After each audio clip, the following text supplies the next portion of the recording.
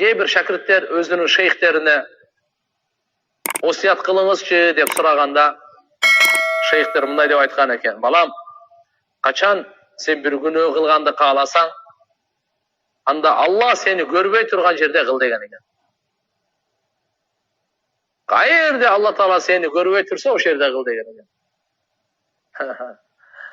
Бул деген туугандар, мынандай насааттарды улуу адамдар айтат да. Абдулла ибн Умар разияллаху анхума бир жолу Мадинадан чыгып, Мадина шаарынан. Абдулла ибн Умарды билесиздер. Умар разияллаху баласы да болчу. Өтө кыйын, машаалла, сүннөт дегенде күчтүү, кыйын сахабалардын бири. Умар разияллаху баласы болот. Ушул Мадинадан чыгып, бир кыдырып баратса, бир койчуну кой кайтарганын көрүп калып, ушуну бир сынап көрөйүнчү дептир. Канчалык динге бекем. Анан айтты: "Assalamu алейкум, кандай сен сол жакшы. Коюңуздан бирди сойбойсузбу?" Койчу да ал. Бирөө күн кайтарып жүрөт да.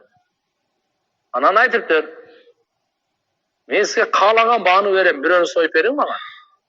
Десе: "Жок, меники эмес, бул кожоюну бар" деп. Анан айтыптыр мындай деп: "Бирөөнү союп бере бериң дагы, акчаны алыңыз.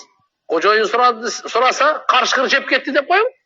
Деген автоматически тилинен чыккан экен. Фа айналла, Алла каякта калды депчи. Мен го кожоюн сураганда айтам. Не деп? Сиз айткандай болуп. Буну карышкыр жеп кетти деп. Ошол учурда Алла кайда калды дейт. Алла көрбөй калдыбы, Кантип айта алам дедим. Кожоюнду алдашың мүмкүн. Алланы кантип алдаймын деген сөз да.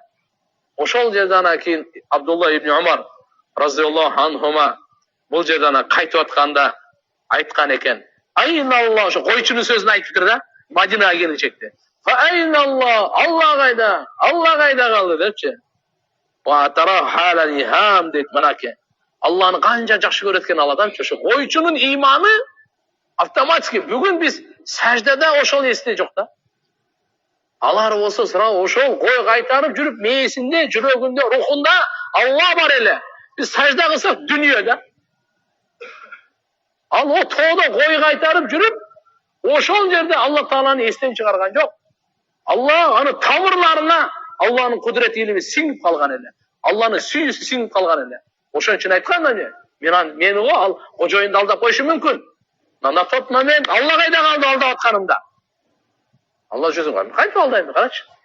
Ошон үчүн айткан экен, мынанда имандуу, аманаткөй койчуман Алла Тааланы мени көзөмөлдөп турат деп Алланы эстен чыгарган жок. Мына ошол доордо мечитте эмес, талаада, ибадатта эмес, койдо.